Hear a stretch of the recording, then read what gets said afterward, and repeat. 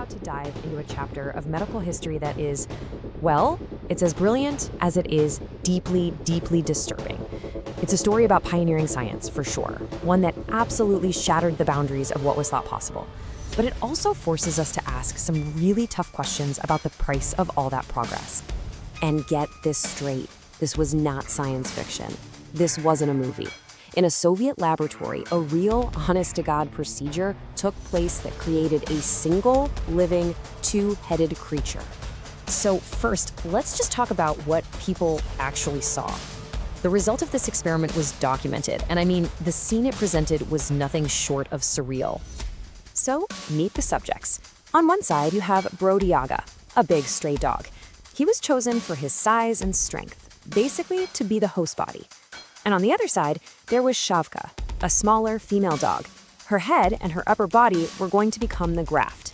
Two completely separate lives, about to be joined together forever. And after the surgery, life was, well, it was bizarrely functional. Brodyaga, the host dog, could actually walk around, just carrying Shavka's upper body on his neck. And Shavka's head?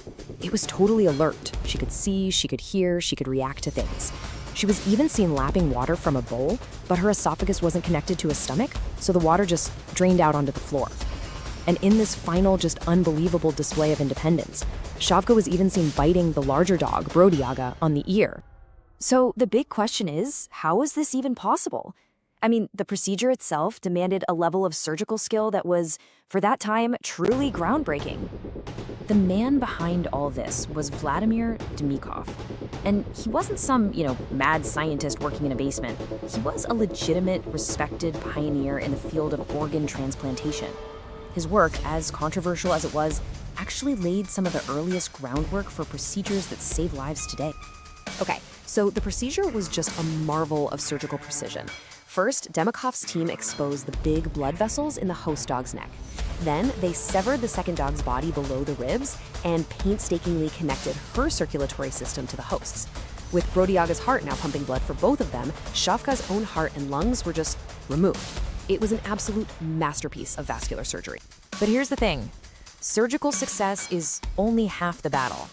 You can get all the plumbing right, all the mechanics working, but the biology of the host body, well, it was about to declare all-out war on the newcomer.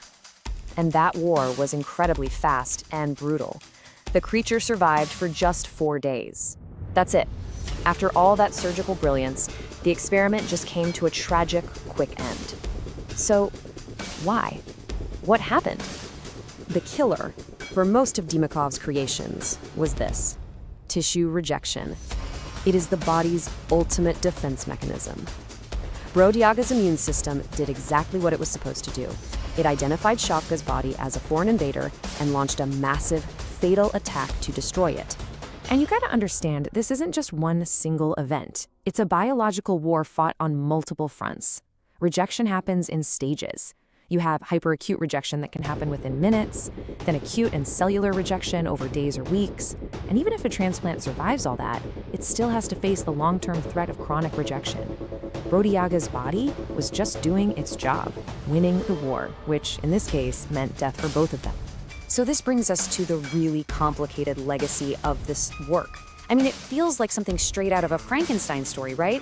But the shocking part is, it directly influenced life-saving procedures we absolutely rely on today. If you look at the timeline, you can see this clear, if unsettling, progression. Demykov's experiments started in the mid-50s. Just a few years later, in 1964, the world saw its first chimpanzee to human kidney transplant. His brutal, horrifying work helped pave the way because it proved that the mechanics of transplantation were actually possible.